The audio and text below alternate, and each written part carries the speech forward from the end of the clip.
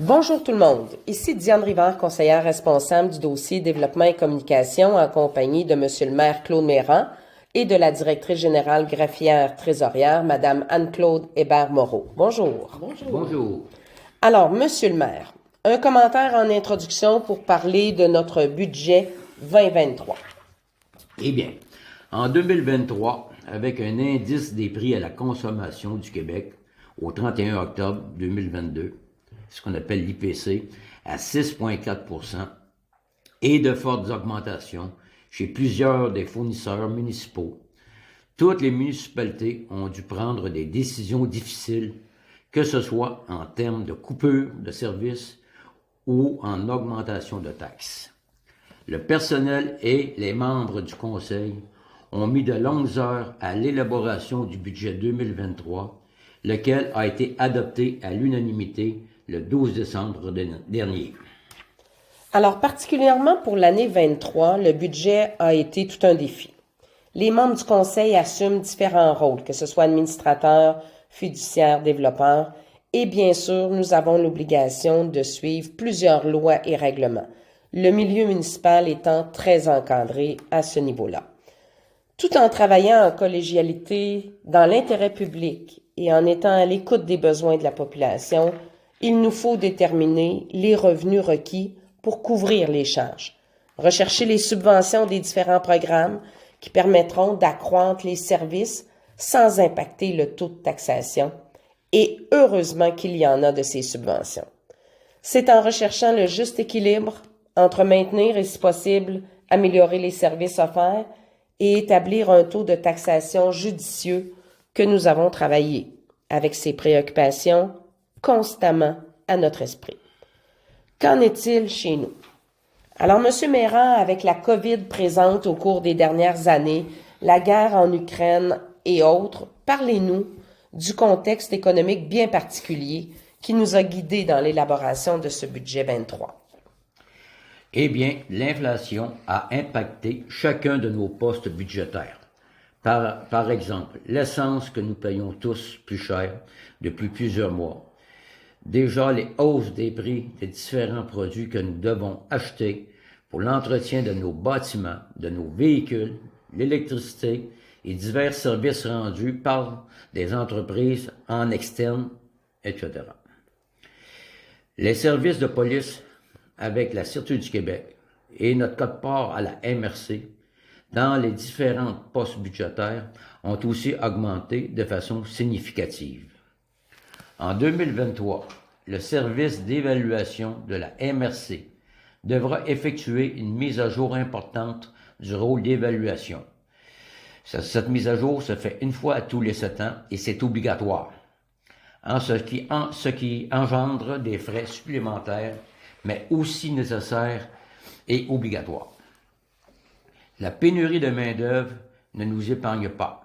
En ce sens, nous avons procédé à une révision de la charte salariale de notre personnel afin de faciliter le recrutement, de retenir le personnel compétent qui compose notre équipe et ainsi maintenir et améliorer les services que nous offrons à notre population. Alors, le processus dans le cadre de la loi, le budget, il est préparé à l'automne de chaque année. Il doit être adopté au 31 décembre, comme nous l'avons fait en 21 et en 22. Exceptionnellement, la loi prévoit que lors d'une année d'élection, comme en 21, il nous aura été permis de le finaliser seulement au 31 janvier. Le PTI, plan triennal d'immobilisation, et le taux de taxation doivent aussi être adoptés au plus tard le 31 décembre. Alors, pour 2023, le budget et le PTI ont été présentés et adoptés lors d'une séance extraordinaire publique le 12 décembre. À cette même date, un avis de motion et le projet de règlement de taxation ont été déposés afin d'être adoptés lors de la séance extraordinaire qui s'est tenue 2 jours plus tard. Alors, la composition d'un budget, bien sûr, on a des revenus et des dépenses. Madame Hébert-Moreau, pourriez-vous nous parler tout d'abord des sources de revenus de la municipalité? Alors, notre principal revenu, pour 84 de notre revenu, ça provient des taxes des citoyens. des commerces, ainsi que des compensations tenant lieu de taxes. Les compensations tenant lieu de taxes, on peut parler des édifices gouvernementaux, l'école, le Parc national de la Mauricie ou les œuvres de bienfaisance. 8% de nos revenus proviennent des transferts, principalement les aides financières qui viennent de nos gouvernements, par exemple le MTQ qui en est une bonne source. 6,6% de nos revenus sont reçus des services rendus, ainsi que des impositions de droit. Les impositions de droit, c'est les tarifs pour les permis de construction, permis d'installation septique, permis d'usage conditionnel. Les droits de mutation quand les gens vendent ou achètent plutôt une maison. Les taxes de bienvenue qu'on les appelle communément. On a un petit pourcentage aussi qui provient des amendes, pénalités, intérêts qu'on perçoit. Alors, les revenus totaux pour la municipalité cette année représentent 3 944 049 $. Maintenant, pour les dépenses de fonctionnement. Alors, les dépenses se subdivisent dans deux grands secteurs, comme je viens de dire, dépenses de fonctionnement ou la taxe foncière et les autres activités financières. Alors, nous vous écoutons. Alors, dans les dépenses de fonctionnement, on a 4 grands postes budgétaires. On a 32% ou 1 252 000 $ qui sont consacrés au transport. Dans le transport, on va retrouver, entre autres, le déneigement, la voirie, les salaires des travaux publics, la politique d'entretien des chemins privés, le transport adapté. On a 21% des dépenses ou 809 000 $ sont dédiés à l'administration générale. Entre autres, on va retrouver le salaire des membres du conseil, du personnel administratif, les assurances, les services juridiques, les élections, l'électricité, etc. Pour 20% de nos dépenses, 754 000 $, on les utilise pour l'hygiène du milieu. On va retrouver là-dedans l'eau potable, les égouts, les vidanges de fosses septiques, la gestion des résidus, les matières recyclables, du compost et la tenue de l'écocentre municipal, entre autres. Pour 40% de nos dépenses, 521 000 $. 14%. 14%, pardon, de nos dépenses, ou plutôt 521 000 $, sont affectés à la sécurité publique. Donc, c'est notre charge qu'on paye à la Sûreté du Québec, l'entretien de la caserne, puis la quote-part qu'on paye pour le service de sécurité incendie sur notre territoire. Et pour le reste, ce sont les comptes santé bien-être, loisirs culture, aménagement urbanisme, développement, frais de financement qui sont visés. Par exemple, la bibliothèque, l'entretien du centre communautaire, le camp de jour, l'entretien du parc récréo-forestier, etc. Et qu'en est-il des autres activités financières? Alors, dans le fond, on a budgété un montant de 103 174 $ qui est prévu pour le remboursement de la dette à long terme. Pour ce qui est des activités d'investissement, on taxe un montant de 200 000 $.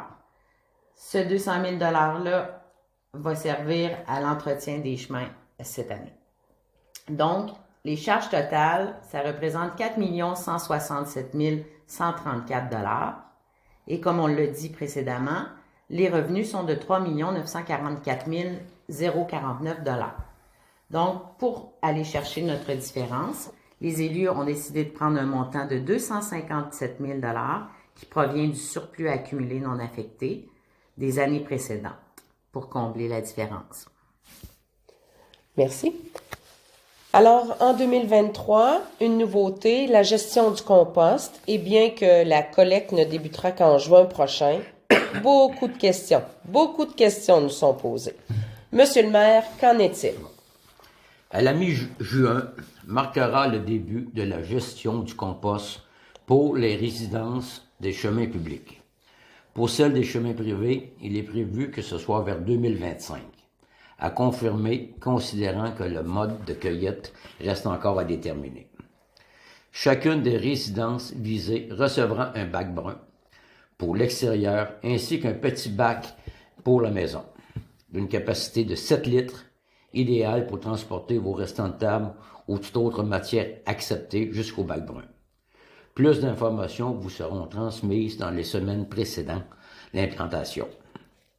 Le coût en 2023 serait de 48,77 $ pour le ramassage et la gestion du compost, en plus de 42,06 $ pour le coût des 2 bacs, qui seront livrés à votre domicile une fois et ces frais sont non récurrents.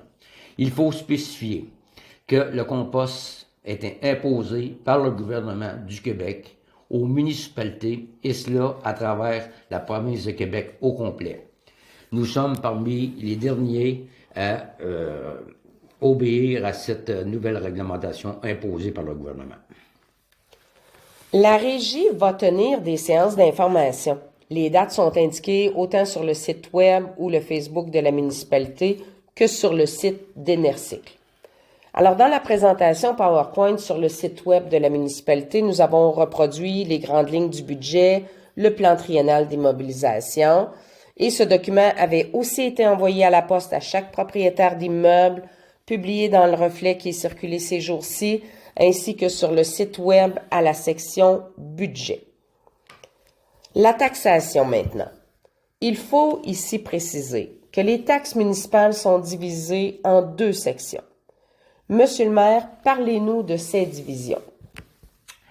La taxe foncière reliée au mode de fonctionnement subit une augmentation de 8,48 %. La tarification pour la compensation pour les matières résiduelles, les ordures, le recyclage, le compost, ainsi que la vidange des fosses septiques, écope aussi d'une importante augmentation sur le compte de taxes. Pour une résidence d'évaluation moyenne, soit environ 206 000 $, cela représente une augmentation de 18,14 % ou 335 $. Le taux de taxation est ainsi porté à 0,8542 comparativement à 0,7874 en 2022, mais il s'agit quand même du 3e plus bas taux des 12 dernières années. Et ce taux est bien sûr comparable à la plupart des municipalités voisines de la MRC de Masquinongé qui vivent le même contexte économique. Alors, on a aussi inclus dans le PowerPoint sur le site web un exemple de taxes à payer selon la valeur de différentes propriétés. Madame Hébert-Moreau, une explication à ajouter? Alors, dans le fond, vous allez trouver un tableau comparatif qui va comparer la valeur d'un immeuble résidentiel de 100 000 $, de 206 000 $ et de 350 000 $. Vous allez retrouver l'année d'imposition 2022 versus l'année d'imposition 2023. Donc, vous allez pouvoir constater les principaux changements.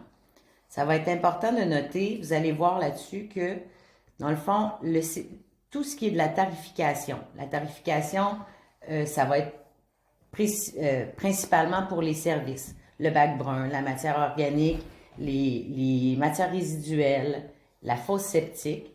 Vous allez voir que d'une évaluation à l'autre, cette tarification-là ne bouge pas parce que dans le fond, c'est par propriété et non pas par 100 $ d'évaluation. Donc, quand on regarde les pourcentages d'augmentation du compte de taxes, pour une maison moyenne, on voit que c'est 18,14 %. Mais si vous comparez avec une maison de 100 000 $, vous allez voir que ça peut monter à 20,27 %. Puis, plus vous augmentez la valeur de votre propriété, eh bien, plus le pourcentage va diminuer. De plus, quand on regarde la différence entre 2022 et 2023 pour le coût des services, on s'aperçoit par exemple que la vidange de fosses septiques en 2022 était de 97,50 versus 165 $ cette année. Alors, c'est vraiment des augmentations importantes. Autre fait à signaler, Madame Hébert-Moreau, si je comprends bien, plus on va composter, moins nous aurons de déchets à enfouir et ainsi, on pourra dans le futur réduire nos coûts d'enfouissement. Et ça, la population, dans sa façon de participer au compostage, aura un impact sur les dépenses de la municipalité dans le futur. Alors, effectivement, Diane, c'est un bon point. Oui. Monsieur Méran, lorsque moi j'écoutais les différents reportages dans les médias, il m'apparaissait vraiment très difficile de faire de justes comparaisons. Quelles sont les distinctions qu'il faut faire avec ce que j'entendais? Eh bien, les taux de taxation publicisés dans certains cas ne donnaient que la taxe foncière, alors que d'autres municipalités incluaient aussi la tarification des services. Il faut tenir compte de la valeur au rôle de la municipalité. Certaines ont de très grosses fermes qui augmentent beaucoup la valeur au rôle. D'autres ont d'importantes entreprises. Et encore, certaines ont du tourisme à très grande échelle. De notre côté, nous n'avons pas de grands contributeurs de cette nature. Ainsi, seuls les citoyens et les plus petits commerces contribuent aux revenus de la municipalité. De plus, fait à signaler, si nous n'avions pas eu une révision du rôle d'évaluation municipale en 2023, ce qui, comme je le disais plus tôt, fait partie de l'encadrement légal des municipalités, qui est assez strict, c'était donc une obligation, c'est 130 000 $ de moins que nous aurions dû budgéter, ce qui aurait passé l'augmentation de la taxe foncière, écoutez bien ça, de 8,48 à 2,15 %. Une différence très significative. Alors, les présentations du budget, de la taxation et du plan triennal d'immobilisation ont été faites en décembre. Lors de la rencontre du 16 janvier, nous avons aussi répondu à plusieurs questions de la population. Autant comme élus que comme payeurs de taxes, les membres du Conseil auraient bien sûr préféré de moindres augmentations. Mais soyez assurés que nous continuerons d'assumer le rôle qui nous est dévolu comme membres du Conseil, d'établir la juste balance entre les services à rendre, le comment y arriver et l'établissement du taux de taxe. Alors, merci M. Méran, merci Mme Hébert-Moreau pour votre participation et prenez note que notre prochain balado vous donnera plus d'informations sur le plan triennal d'immobilisation qui couvre les 3 prochaines années. D'ici là, nous tenons à vous rappeler qu'à 18h15, avant chacune des séances publiques ordinaires, nous accueillerons avec grand plaisir tous les citoyens et citoyennes qui désirent échanger, autant sur vos préoccupations, pour répondre à vos questions ou encore vous transmettre l'information dont vous avez besoin. Bienvenue à tous et toutes et à bientôt. Bienvenue et au revoir.